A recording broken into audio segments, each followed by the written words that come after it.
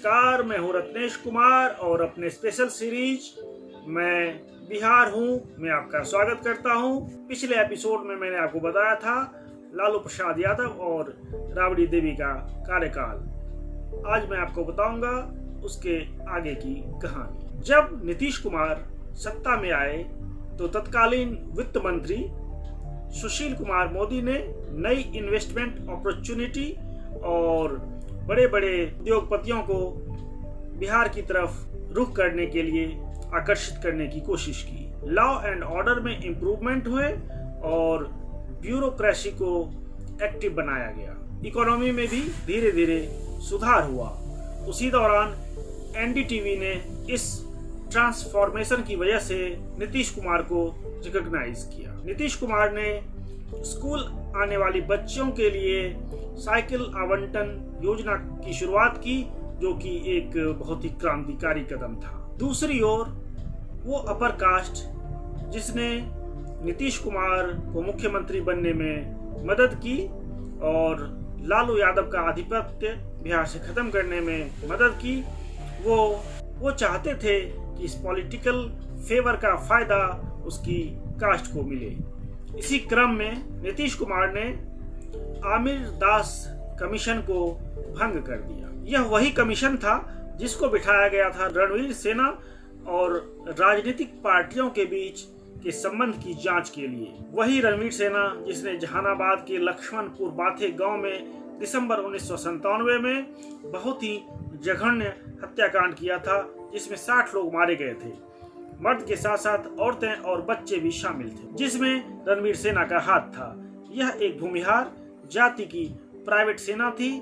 इस डिसीजन की वजह से नीतीश सरकार को लोग मजाक में सुशासन बाबू नहीं, भूशासन बाबू यानी भूमिहारों का शासन वाले मुख्यमंत्री कहने लगे। खगड़िया के अमौसी भरेन दियारा क्षेत्र में 1 अक्टूबर 2009 को एक और हत्याकांड हुआ, जिसमें 14 कुर्मी और कुशवाहा कम्युनिटी के लोगों की जघन्य हत्या कर दी गई, जो कि अम्बा इचरवा गांव के थे। इसीलिए 15 सालों के शासन के बाद अब नीतीश कुमार की क्रेडिबिलिटी पहले जैसी नहीं रही है। इसका एक बड़ा कारण है नीतीश कुमार का बार बार पाला बदलकर कम्युनल कैंप से सेकुलर कैंप में जाना और फिर वापस आना। 2013 के लोकसभा चुनाव में जब नरेंद्र मोदी प्रधानमंत्री पद का चेहरा बने, तभी नीतीश कुमार ने अपनी पार्टी जदयू को एनडीए से अलग कर लिया। चुनाव के बाद जब उनकी पार्टी की हार हुई तो इसकी नैतिक जिम्मेवारी लेते हुए नीतीश कुमार ने मुख्यमंत्री पद से इस्तीफा दे दिया और जीतन राम मांझी को मुख्यमंत्री बना दिया। अगले साल यानी 2015 का विधानसभा चुनाव महागठबंधन के साथ मिलकर लड़ा और 22 फरवरी 2015 को दोबारा मुख्यमंत्री बने। लेकिन एक नाटकीय घटनाक्रम में 26 जुलाई 2017 को नीतीश कुमार ने महागठबंधन से अलग होकर एनडीए में शामिल हो गए और महागठबंधन की जगह एनडीए के मुख्यमंत्री के रूप में उसी दिन दोबारा मुख्यमंत्री पद पर बैठ गए और अभी तक सत्ता को संभाले हुए हैं। अब चूंकि 2020 के अक्टूबर नवंबर में बिहार विधानसभा चुनाव होने वाले हैं और बिहार की जनता, जो कि राजनीतिक रूप से समझदार और सेंसिटिव मानी जाती है, अपने मताधिकार का प्रयोग करने के लिए तैयार है तथा सभी पार्टियां जनता को लुभाने में लगी हुई हैं।